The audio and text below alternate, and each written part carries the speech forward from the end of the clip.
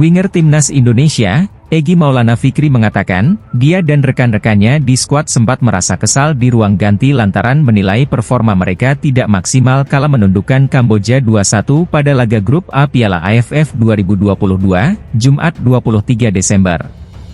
Sebenarnya kami senang karena menang.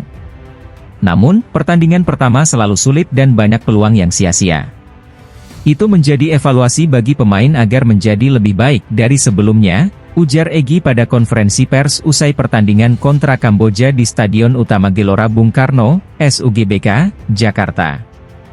Menurut pesepak bola berusia 22 tahun itu, salah satu peluang emas untuk membuat gol terbang karena dirinya gagal melewati kiper Kamboja Keo Soksela. Situasi tersebut terjadi pada babak pertama. Egy, yang menerima umpan terobosan, mencoba untuk mengelabui Keo dengan sedikit trik.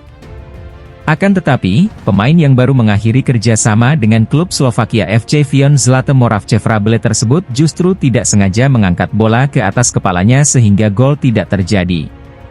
Awalnya saya mau melakukan satu sentuhan. Namun, saya melihat kiper bergerak ke kanan dan mencoba untuk melewatinya.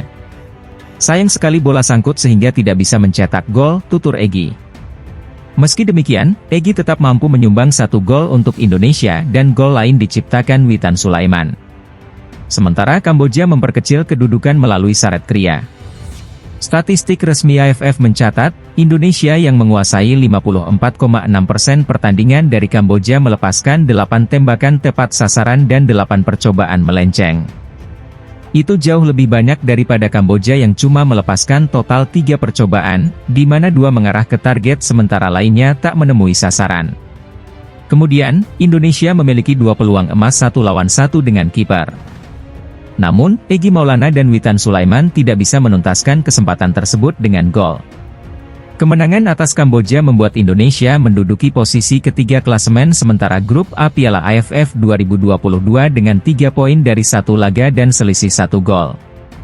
Thailand masih kokoh di puncak klasemen juga dengan 3 poin dari 1 laga, tetapi memiliki selisih 5 gol. Filipina ada di bawahnya dengan 3 poin dari 2 laga, dan selisih 3 gol. Kamboja bertengger di posisi keempat dengan 3 poin dari 2 pertandingan, selisih 0 gol. Brunei Darussalam berstatus sebagai tim terbawah grup A lantaran selalu kalah dari 2 laga. Berikutnya, Indonesia akan bertandang ke markas Brunei Darussalam, Senin 26 Desember, di Stadion Kuala Lumpur, Malaysia, mulai pukul 17 waktu Indonesia Barat.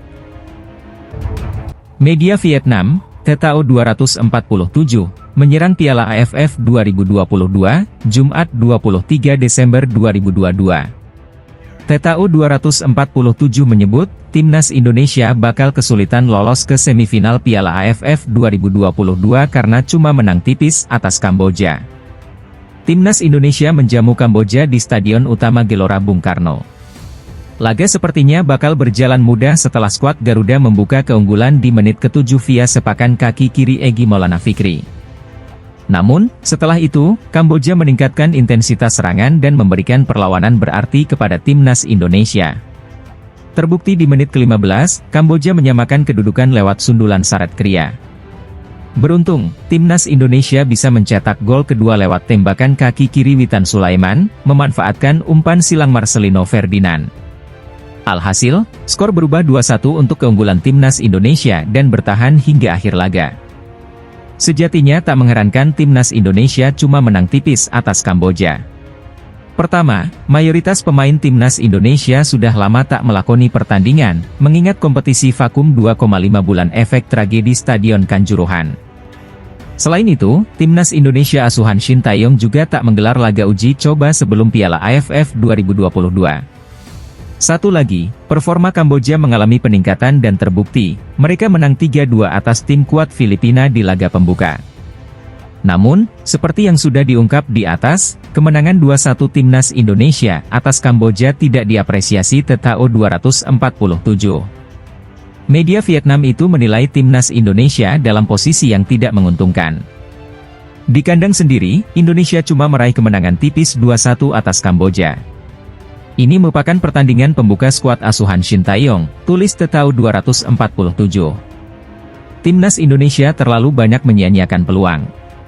Menang tipis melawan Kamboja menempatkan Indonesia pada posisi yang kurang menguntungkan dalam perebutan tiket semifinal Piala AFF 2022, lanjut Tetau 247. Selisih gol memang menjadi tolok ukur utama ketika ada dua tim atau lebih mempunyai poin sama. Namun, selisih gol takkan menjadi masalah jika Timnas Indonesia memenangkan seluruh laga di fase grup. Timnas Indonesia mengawali kiprah di grup A Piala AFF 2022 dengan menjamu Kamboja di Stadion Utama Gelora Bung Karno, Jumat, 23 Desember 2022. Di laga ini anak asuh Shin Tae-yong berhasil memetik kemenangan. Skor 2-1 menutup laga keras tersebut untuk kemenangan Indonesia. Dua gol kemenangan Timnas Indonesia dicetak oleh Egy Maulana Fikri dan Witan Sulaiman. Kamboja sempat menyamakan skor lewat gol Saret Kria. Meski berhasil menang, ada beberapa catatan yang perlu dibenahi Shin Tae-yong dari skuad Garuda. Apa saja itu? Satu hal positif yang bisa dipetik dari laga ini adalah keputusan PSSI menaturalisasi Jordi Amat sepertinya benar-benar tepat. Mengisi slot Elkan Bagot, mantan bek Swansea City itu tampil dengan sangat ciamik. Tidak hanya bertahan dengan solid, ia juga kerap maju membantu serangan dan ia melepaskan umpan-umpan yang akurat. Meski Amat performanya apik, namun ia nampaknya masih memiliki kendala dengan bek-bek Indonesia lainnya.